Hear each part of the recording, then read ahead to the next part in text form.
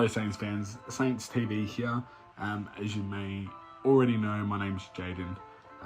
Done a few reviews with Jakey, getting into some more different aspects this year, 2024, looking at the opposition views. Now, a lot of Saints TV at the moment, very heavily in regards to Saints, but I thought it's good just to have a little bit of a concept and some different ideas of what the opposition's doing from week to week, seeing what we can do to get the 4 points eventually, but ultimately again seeing how they play, what we can do to stop them, and some key matchups that we can look forward to for this weekend's football. As we all know, round one is just around the corner, only a couple of days away now, which is really exciting. Heading down to Geelong, down the highway, for the first game against the Catters. Now, hasn't been too much of a great location for us of recent years, so hopefully we can turn that around Saturday night and get the 4 points. And I'm sort of here just to give a little bit of an insight as to what we can do to make that achievable. So start off with a little bit of form for the Catters. Again, not too much to go off given the first game of the season. So we'll go off what happened last year in round 22, but also their preseason game against the Bombers as well. And some key matchups and some sort of some things that I've identified as to where we can be a difference and get the 4 points and start the season 1-0, which is the aim. So straight away, the major thing that I noticed with the Catters, Cam Guthrie, massive out. Regardless of who's playing up forward and those sort of things, you always need those link up midfielders, and he's good for 25 disposals a game, 6-7 inside 50s, can hit the scoreboard, very good transition through the middle. I think at moments last year was doing 500-600 meters gained, so he's such an important player to them. A very underrated player as well, if you take away Cameron, Hawks and Stewart, excuse me, those sort of players. He's very vital to what they do, so that's a massive out. Gary Rowan's still out as well. A good medium-sized forward who can run all day. He's got great acceleration, and he's pretty good on the ground ball, but also in the air as well. So two massive outs for them. What I noticed in their preseason game, they are wanting to play through the middle, which definitely suits us.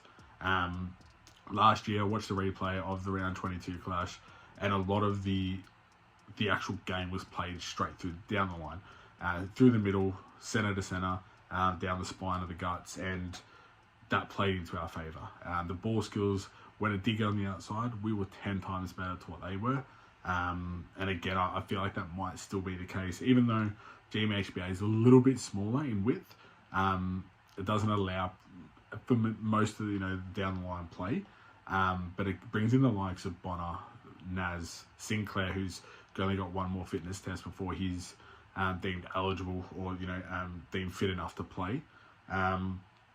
Those sort of players, Darcy Wilson going out the ground, he showed some really great sort of two-way movement with forward and defence. Mason Wood, the list goes on. It plays into our hands, and I think that's one aspect that we caught him out last year. I don't think the scoreline actually did the game justice to how it was played, a couple of 6 months ago. But our ball movement and our skills and our fitness were just so much better than theirs. Now, obviously, new year, new sort of support, setups, new team players for both sides, so it could be a little bit different. But again, going off what I saw, I think that's one area that we can utilise and maximise. Down in our forward line in the defence, you got to stop Stewart. He's still going to be the sweeper. He's still the leader down back, the quarterback, if you like. He's still going to direct the traffic. The way he conducts himself and sets up the defence is almost like Callum Wilkie, almost like a Jay Cleaver. Like there's James Sicily as well. You got players in each team that just know the IQ of the game, and he's definitely one of them. So I dare say Cooper Sharman will go to him as a defensive sort of forward. But again, to hit the scoreboard, I think Sharman's too good just to be used as a defensive forward. But he did that against Sicily last year in the second game against Hawthorn, which I thought he did really, really well. And I think at the back end of last year, we really saw what Sharman can do up forward and take a bit of pressure away from King and Membry. You take that away from them, King's going to get you 2-3 goals. Membry's good, inconsistently. He might have a game where he pushes up the ground, but again, 1 or 2 goals. If Sharman can, lend a helping hand and kick another 2 as well, that's already 6 to 7 goals between our big guys, and that's not including the small forwards and then any midfield as well. So that's going to help the scoreboard tick along. There was one aspect last year that we definitely did like that I hope if we get into the same situation on Saturday night we can maximise, and that is scoreboard pressure. No red time goals, which we all used to love in the last couple of minutes of each quarter, but when we're dominating, especially down in Geelong, you can't give them second chances. You can't give them opportunities to come back and hurt you. It's got to be a case you take the opportunities when they come and put that on the scoreboard to create the impact, create the difference, shut the crowd down, and you're going to be allowed to almost win the game off your own foot. Things I noticed against Essendon, another one was Essendon mids dominated their game. The likes of Parrish, Merritt, I think McGrath was running through there at stages. Gresham even looked good. And they allowed the Essendon mids to control the game. So again, if they allowed us to do that, they weren't a great centre clearance team last year, or to be fair, a clearance team in general. They ranked 9th in centre clearances, but 14th in total clearances. So again, if that allows Steele, Crouch, Ross, Darcy Wilson again, Bradley Hill, and then on the outside to Filippo to get the ball and get that forward, that's a massive tick in our area. And the last thing I think that they struggle with defensively is they're undersized. Now there's no real big defender to then take down King, and then you're probably going to put Zach Guthrie or Jade Kolodajny on him, and then the other one will go to Membry. Membry will push up the ground, then allows Cooper Sharman. So they're very undersized. Rowe can go forward.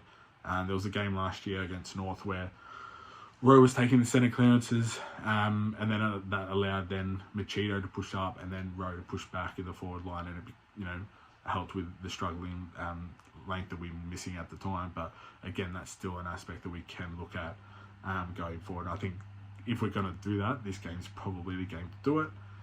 Some key matchups, I like Wilkie for Cameron. Wilkie's done a really good job previously. Last year shut him down completely. I think he finished with like 17 touches, but they were all in the back half because he just couldn't get his hands on the ball. Josh Battle, I think he'll take Neil if Neil plays, one of their young forwards. And then looks like Zane Cordy will come in for Dukes to play on Hawkins, but then allow Wilkie or Battle to be that third man across, which I think we can do that. Our defence is really team structured, and looking at the practice games of how we were sort of generating turnovers, it was from a full 22. It wasn't a case of, once you get to the midfield, then there was a wall built up. The wall was built up from the forward 50. And if that's something that we can maintain, not only for round 1, but for 25 rounds, and then into finals, that's something that's going to be a massive tick in my book, and they'll contribute to getting as many wins as possible.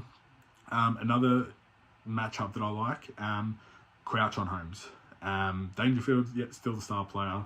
I mean, he's getting on in age, so I don't think he's having the impact as previous years, but again, round 1, he might be full fit, ready to go. I think Max Holmes is their next player to step up and be that breakout star that Geelong always seem to find, which is a good thing for them. But again, if we can stop his run, his carry, his inside game, combine that with Atkins, who's a very good inside mid, and then they've got some young up and coming players like Tanner Brewer and Jack Bowes, in class Mitch Duncan in there, who's more of an outside mid. Control those impacts, then again it goes a long way to get the 4 points. So that's just my little bit of insight again of what we can do. Tack through the middle, use our skills, use our speed and our fitness to get on top of them, and dominate their height both up in the forward line and in the ruck, and play real strong team defence, and we should get the 4 points. So if you can, head down to GMHBA Stadium, catch the game, down in Geelong. And then we look forward to next week, round 2 against the Pies. So stay tuned and go Saints.